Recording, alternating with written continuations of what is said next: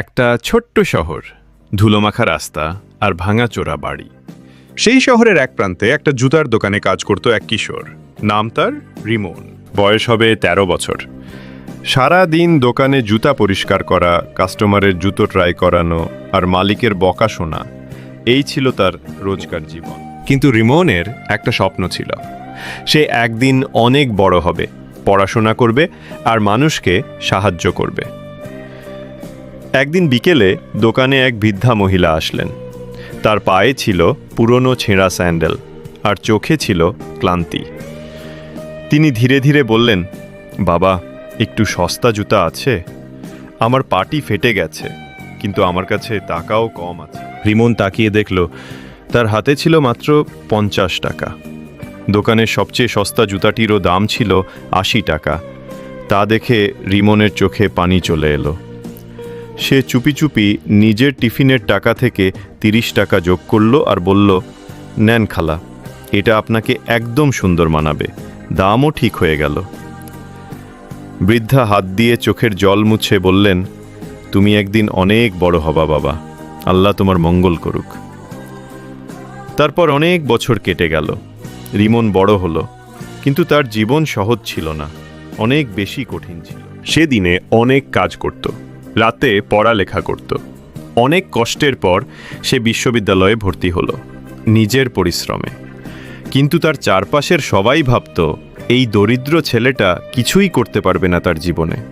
কিন্তু রিমন বিশ্বাস করত, দরিদ্রতা নয়, মানুষকে থামায় হচ্ছে হাল ছেড়ে দেওয়া। একদিন সে নিজের টিউশন ফি দিতে পারছিল না। হতাশ হয়ে ভাবছিল, হয়তো এবার তার পড়াশোনা শেষ। ঠিক তখনই তার কাছে একটি চিঠি এলো। একজন অজানা দাতা তোমার পড়ার সম্পূর্ণ খরচ বহন করবে। রিমন অবাক, কিন্তু কে হতে পারে সে মানুষটি?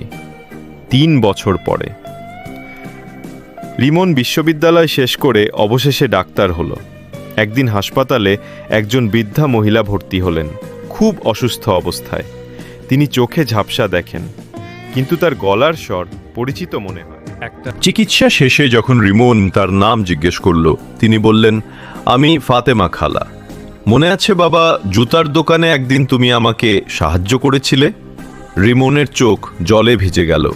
তিনি বুঝতে পারলেন, যিনি তার পড়ার খরচ দিয়েছিলেন তিনিই সেই বৃদ্ধা মহিলা। রিমন বলল, আপনি আমার জীবনের আলো খালা। যে মানুষ দয়ার মানে শেখায়, সেই আসল সফল মানুষ।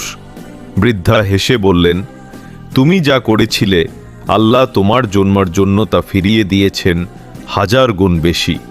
শেষে রিমন একটা ছোট ফাউন্ডেশন খুলল, যার নাম রাখল এক টুকরো দয়া। সেখানে গরিব বাচ্চাদের পড়াশোনার ব্যবস্থা, অসহায় মানুষদের ওষুধ আর খাবার দেওয়া হয়।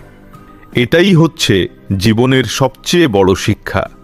তুমি যত বেশি দাও, আল্লাহ তার চেয়েও বেশি ফিরিয়ে দেন। আজ তোমার দেওয়া এক টুকরো দয়া আগামীকাল হতে পারে কারো জীবনের মোড় ঘুরিয়ে দেওয়া উপহার। যদি গল্পটা তোমার মন ছুঁয়ে যায়, তাহলে দোয়া করো যেন আমরা সবাই এমন একটা দয়া করতে পারি যা কারো জীবনের আলো হয়ে ওঠে। এই ধরনের আরও অনুপ্রেরণামূলক গল্প শুনতে চাইলে আমার ইউটিউব চ্যানেলটি এখনই সাবস্ক্রাইব করো। তোমার এক ক্লিক আমাদের নতুন গল্প তৈরির অনুপ্রেরণা যোগায়।